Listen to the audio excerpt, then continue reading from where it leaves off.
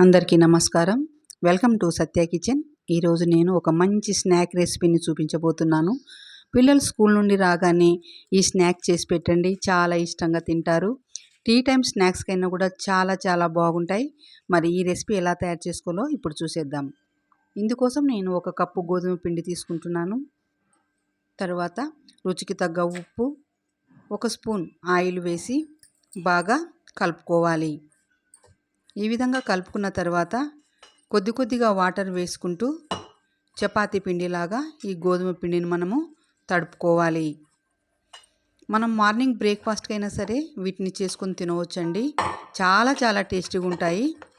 గోధుమ పిండి అంతా ఈ విధంగా తయారు చేసుకున్న తర్వాత 1 స్పూన్ ఆయిల్ వేసి మూత మూసి సైడ్కి పెట్టుకుందాం. ఇప్పుడు స్టఫింగ్ తయారు చేసుకుందాం. ప్యాన్ తీసుకొని ప్యాన్లో ఆయిల్ వేసుకోవాలి. ఆయిల్ హీట్ అయిన తర్వాత 1 కప్పు ఆనియన్ వేసి వేయించుకోవాలి. ఫ్రెండ్స్, మొదటిసారి నా ఛానల్ చూస్తున్నట్టయితే ప్లీజ్ సబ్స్క్రైబ్ చేసుకోండి. తర్వాత రుచికి తగ్గ పచ్చిమిరపకాయలు, ఉప్పు, పసుపు వేసి బాగా కలుపుకోవాలి. ఇవి మగ్గడానికి మూత మూసి కొద్దిసేపు మగ్గించుకుందాం. చూద్దాము. ఒకసారి అంతా కూడా కలుపుకోవాలి. ఆనియన్ అంతా కూడా మగ్గిపోయింది. ఇప్పుడు 1 టమాటాని ముక్కలుగా కట్ చేసి వేసుకోవాలి. అంతా ఒకసారి కలిపి టమాటా కూడా మగ్గడానికి మూత మూసి ఉడికించుకోవాలి. చూద్దాము. ఒకసారి అంతా కూడా కలుపుకుందాం. మగ్గిపోయింది. ఈ కర్రీ అంతా కూడా సైడ్ కనుక్కొని 1 ఎగ్గుని పగలగొట్టి వేసుకోవాలి. ఎగ్గుని వేయించుకుందాము. ఇలా కలుపుకుంటూ ఎగ్గుని వేయించుకోవాలి. ఎగ్ కూడా వేగిపోయింది. ఇప్పుడు అంతా కూడా కలుపుకుందాము. కర్రీ ఎగ్ అంతా కూడా ఈ విధంగా మిక్స్ చేసుకోవాలి. ఇప్పుడు రుచికి తగ్గ కారం వేసుకోవాలి. మీరు ఎంత కారం తినగలరో దానికి అనుగుణంగా కారం వేసుకోండి. అంతా కలుపుకొని 1 నిమిషం పాటు మగ్గించుకోవాలి. ఇప్పుడు కొత్తిమీర కూడా వేసి ఒకసారి కలుపుకుందాం. స్టఫింగ్ రెడీ అయిపోయింది. సైడ్కి పెట్టుకుందాం. ఇప్పుడు గోధుమ పిండి చూద్దాం. చూడండి, గోధుమ పిండి ఎంత సాఫ్ట్గా ఉందో. గోధుమ పిండి అంతా కూడా ఇలా కలుపుకుంటూ రోలింగ్ చేసుకోవాలి.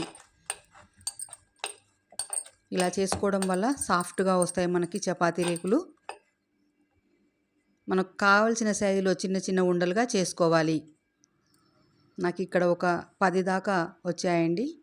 ఈ చిన్న ఉండల్ని ఇలా ఒత్తుకుంటూ పొడిపిండి వేసుకొని చపాతీలాగా ఒత్తుకోవాలి. చాలా సింపుల్ రెసిపీ అండి. టేస్ట్ అయితే చాలా బాగుంటాయి. చూడండి, వీడియోలో చూపిస్తున్నట్టు చపాతీలను ఈ విధంగా తయారు చేసుకోవాలి. చపాతీ మరీ మందంగా కానీ మరీ పలచగా లేకుండా మీడియంగా ఉండాలి. ఈ విధంగా ఉంటే సరిపోతుంది. అన్నిటినీ చపాతీలన్నిటినీ కూడా తయారు చేసుకొని పెట్టుకోవాలి. ఇప్పుడు 1 చపాతీ కింద వేసి తర్వాత మనం తయారు చేసుకున్నటువంటి కర్రీని చపాతీ మీద పెట్టుకోవాలి. పైన ఇంకో చపాతీతోని ఈ విధంగా కవర్ చేసుకోవాలి. ఇలా కవర్ చేసుకున్న తర్వాత ఒక గిన్నె బౌల్ తీసుకొని ఈ విధంగా ఒత్తుకోవాలి. సైడ్కున్న ఎడ్జెస్ అంతా కూడా తీసేసుకోవాలి. చూడండి, అన్నిటినీ కూడా ఈ విధంగా తయారు చేసి పెట్టుకోవాలి. ఇప్పుడు మనము ఒక ప్యాన్ తీసుకొని ప్యాన్లో కొద్దిగా ఆయిల్ వేసుకోవాలి. తర్వాత మనం తయారు చేసుకున్నటువంటి వీటిని వేసి కాల్చుకోవాలి. ఆయిల్ కూడా ఎక్కువ పట్టదండి. 2 వైపులా ఈ విధంగా తిప్పుకుంటూ కాల్చుకోవడమే. చాలా హెల్దీ రెసిపీ అండి. పిల్లలు కూడా చాలా ఇష్టంగా తింటారు. అన్నీ ఈ విధంగా కాల్చుకొని సైడ్కి పెట్టుకుందాము. ఒకదాన్ని తుంచి చూద్దాము. సాఫ్ట్గా భలే ఉన్నాయండి.